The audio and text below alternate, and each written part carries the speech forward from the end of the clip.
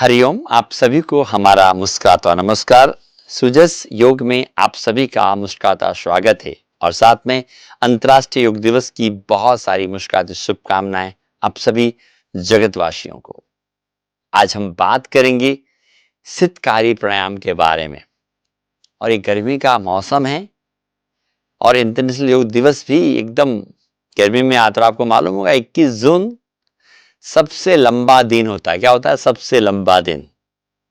और लंबा दिन भी है और गर्मी का भी है, तो गर्मी में ठंडा ठंडा कूल कूल रहने के लिए आज हम सीखने वाले हैं शीतकारी प्राणायाम। ये बहुत ही महत्वपूर्ण प्राणायाम है। जब हम प्राणायाम की बातें करते हैं तो कुछ प्राणायाम तो एवरग्रीन हैं, सदाबहार हैं, 12 महीने कर सकते हैं। कुछ प्राणायाम ऐसे हैं जिसे हम सिर्फ सर्दी के मौसम में कर सकते हैं। कुछ प्राणायाम ऐसे हैं सिर्फ हम गर्मी में कर सकते हैं। जो हमारे ऋषि मुनि जन थे उस समय पर, क्योंकि एसी नहीं होता था, पंखा नहीं होता था, कूलर नहीं होता था, तो वो भरी गर्मी में भी रह करके अपने आप को मैनेज करते थे, वातावरण के जैसे उसमें रहने का प्रयास करते थे। और कुछ इस तरह के जो प्राणायाम हैं उनके लिए बहुत ही इफेक्टिव होती है। तो जो आज हम प्राणायाम सीखने वाले हैं ये बहुत ही फायदेमंद है हमारे गर्मी से संबंधित समस्याओं के लिए। गर्मी से संबंधित समस्याएं क्या क्या होंगी, जब आप कंटिन्यू हमें देखेंगे तो हम आपको बताएंगे। लेकिन कौन नहीं कर सकता, मैं बता दूं आप लोगों को, जिन्हें भी सर्दी, जुखाम, खांसी या अस्थमा है, या जिनके भी फेफड़े कमजोर हैं, उन सभी को यहाँ प्राणायाम नहीं करना चाहिए। मैं पहले ही बता देता हूं, है ना। लेकिन देखना चाहिए और लोगों को सजेस्ट करना चाहिए, क्योंकि गर्मी के लिए एक वरदान है। सबसे पहले शीतकारी। जैसे ही मैं आपको शीतकारी का नाम लेता हूं तो मन में क्या भाव आते हैं? कहते हैं शिष्टकारी, शिष्टकारी। सर्दियों में अपन क्या करते हैं? क्या करते हैं अपन? बोले बहुत सर्दी है ना, क्या करते हैं हम लोग? दांत को बीसते हैं ना, ऐसे करते हैं, शिष्टकारी निकल जाती है सर्दी के मारे, है ना। तो ऐसे ही ये प्राणायाम करने से भी ऐसी साउंड इसमें आता है। तो इसमें लोग क्या करते हैं, पहले एक बार देख लेते हैं, अपने जो दांतों को बीच लेते हैं इस प्रकार से, फिर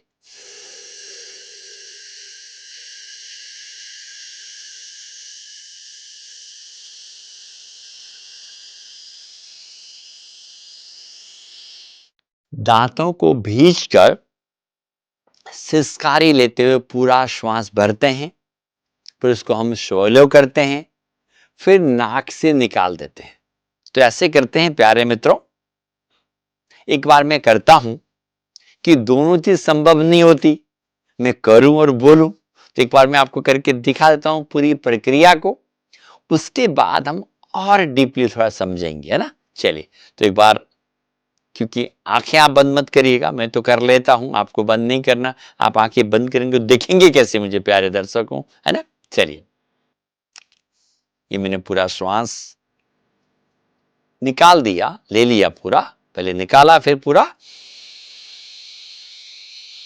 पूरा भरा, फिर भरते हुए फिर वापस से पूरा निकाल दिया। उसके बाद सिसकारी लेते हुए श्वास भरना।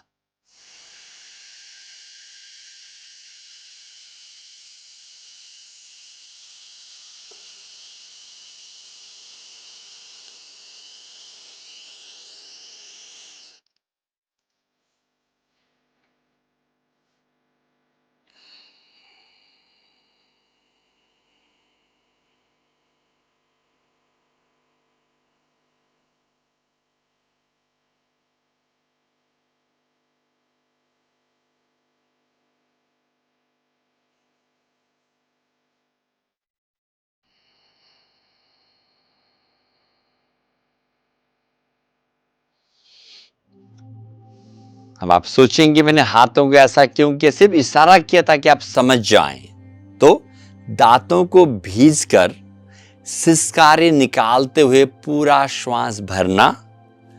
पूरा श्वास भरने के बाद उसको स्वैलो मतलब निगल जाना। उसके बाद धीरे धीरे श्वास को नाक के माध्यम से निकाल देना। मोस्टली हम लोग हमेशा श्वास नाक से लेते हैं और नाक से निकालते हैं, और ऐसा ही करना चाहिए। पता है क्यों? क्योंकि हमारे नाक में प्यूरिफायर लगा है, इसलिए हमारा श्वास अंदर फिल्टर होके जाता है और लंग्स में इन्फेक्शन नहीं आता।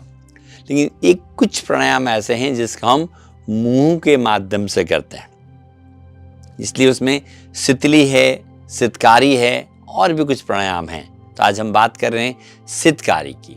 तो इसमें हम लोग मुंह से श्वास लेते हैं और नाक से निकालते हैं, ये तो आपने देख ही लिया। सो इसलिए कभी भी जब आप इसको करें, हड़बड़ी ऐसा नहीं। मैं अक्सर देखता हूं सितकारी मतलब नहीं, हड़बड़ी नहीं, जल्दीबाजी नहीं। अगर प्राणायाम के दृष्टि से करते हैं तो पूरा श्वास भरना, उसको शैलो करना, और जितना समय हमें श्वास को लेने में लगा था, कम से कम उतना समय श्वास को निकालने में, और उससे ज्यादा लगाते हैं तो बहुत ही अच्छी बात है। पहली बात। दूसरी बात, आपकी सिसकारी एक साउंड मेंटेन होना चाहिए। तीसरी बात, सितकारी कर रहे हैं और मुस्कुराते हुए करना चाहिए ना। जो भी काम करते हैं अगर हम मुस्कुराते हुए करते हैं तो बहुत ही फायदेमंद है, हमारे अंदर सकारात्मक ऊर्जा आती है।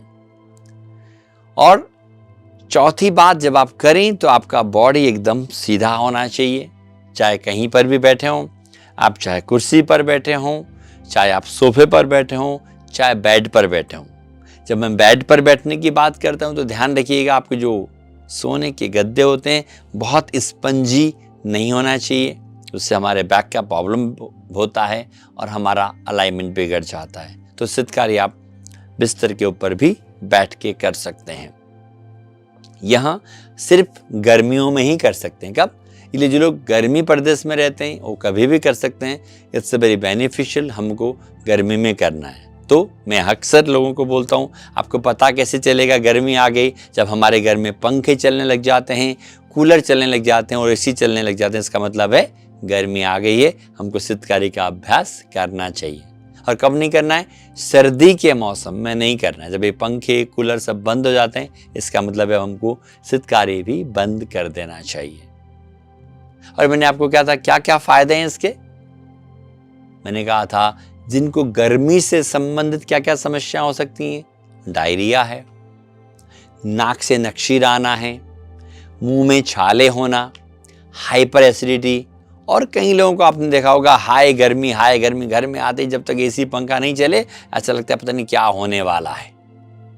तो जो हाय गर्मी वाली जो फीलिंग्स है उससे हमें निजात लगाता है। और जिन लोगों को प्यास लगना बहुत अच्छी बात है, पानी पीना भी बहुत अच्छा बात है, लेकिन बहुत ज़्यादा अगर प्यास लगता है उन लोगों के लिए भी यहाँ प्राणायाम बहुत ही इफेक्टिव है प्यारे मित्रों। और किनको नहीं करना चाहिए मैंने आपको शुरुआत में बता दिया था, ताकि लोग गलती नहीं करें। जिन्हें भी सर्दी, जुकाम, खांसी या हमारा लंग्स कमजोर है, वीक है, उन लोगों को यहाँ प्राणायाम नहीं करना चाहिए। अब बात आती है कि गुरुजी हम कितनी देर करें? तो मिनिमम 5 मिनट्स तो है ही हमको करना, उससे ज़्यादा आपकी मर्जी है। आपको गर्मी से संबंधित अगर समस्याएं हैं तो मैं कहता हूं दिन में कम से कम 3 बार। कितनी बार? डॉक्टर साहब भी आपको गोली लिख के देते हैं ना, भैया सुबह गोली ले लेना, दोपहर को गोली ले लेना और शाम को ले लेना। योग आसन या प्राणायाम को आप एज ए मेडिसिन, दवाई की तरह अगर आप करना चाहते हैं तो कम से कम 3 बार और कम से कम 5 से लेकर 10 मिनट करना चाहिए। मैं वापस एक बार दिखाता हूं, इसमें करने में कोई हड़बड़ी नहीं, आराम से देखिएगा ताकि इसका पूरा फायदा उठाएं, लुत्फ उठाएं और इसको करके आप एकदम ठंडे ठंडे कूल रहे, है ना। चलिए एक बार मैं करके दिखाता हूं आपको। लास्ट मैं किसी पोजीशन में सीधा बैठा हूं, देन पूरा श्वास निकाल दिया और श्वास लेते हुए सितकारी के साथ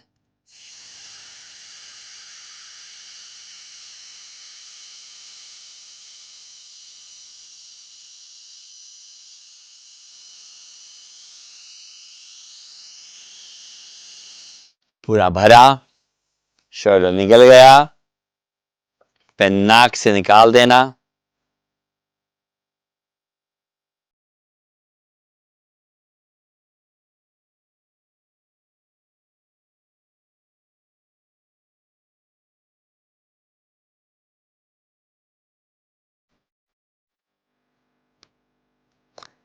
इसी प्रकार हम कंटिन्यू कम से कम 4 मिनट, 4 से 4.5 मिनट करेंगे। 1 मिनट ऑब्जर्वेशन, किसी विशेष अवस्था में मैंने कहा 10 मिनट भी किया जा सकता है।